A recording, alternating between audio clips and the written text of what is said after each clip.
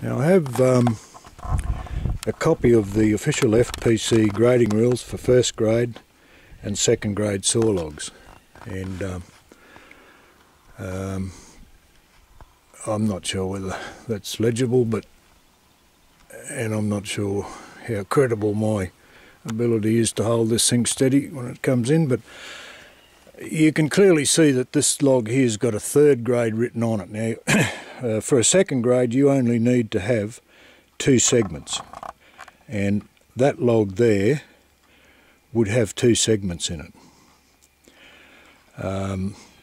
So I beg your pardon, it only needs to have 30% one segment and 10% of the adjoining segment. And just to demonstrate the segment system, I didn't put that on the log, but obviously the contractor has, and he's taken a fairly ambitious approach here by excluding the centre core. But even given that, that is still classified as the first segment where the arrow is, and then 10% of clear wood, and it's got it. So it's a second grade log. And I'd struggle to even find a third grade log in this whole pile, despite all of the numbers. Number indicates that it's a third grade, which it clearly isn't. Many of these logs in here, for instance that log there, is straight out first grade log. This log here would also be a first grade log. The one underneath it, and I appreciate that I'm only looking at the end value of these logs, but the logs are such good quality. I'll show you the first that they've put out, because there are 2 sawmills pulling out of here. One is Whittaker's or Blue Leaf Limited, and the other is NTP, Nanup Timbers Proprietary Limited. So, as I had just filmed before at the sawmill in Nanup, there's got to be 3,000 tonne of these here, and if you're losing, say, $50 a tonne, the state's missing out on an awful lot of revenue that it need not have otherwise lost.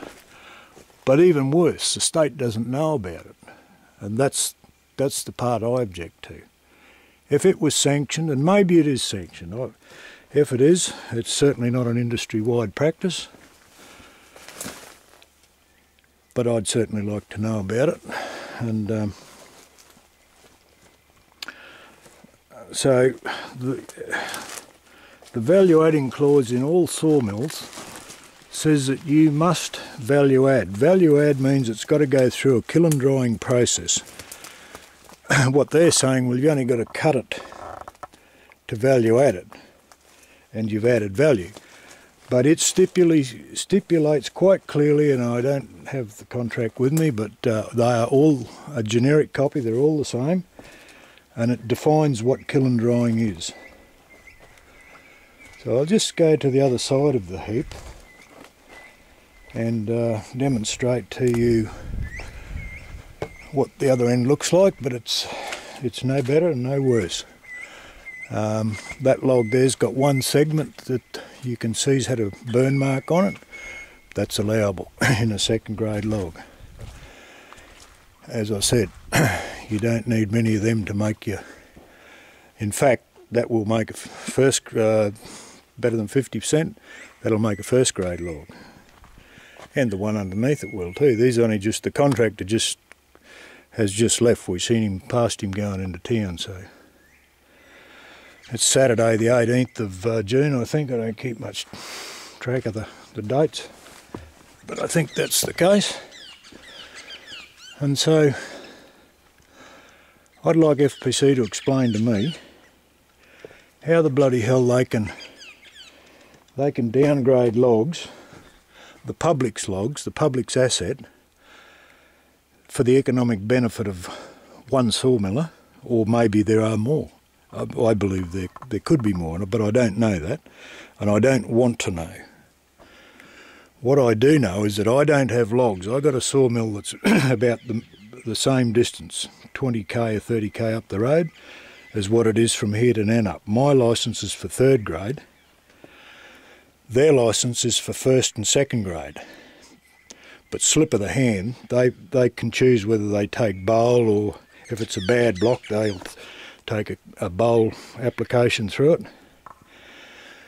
Conversely, if it's a good block like this one, they'll take a 1st grade, and I'll actually show you what a 1st grade log looks like to these guys.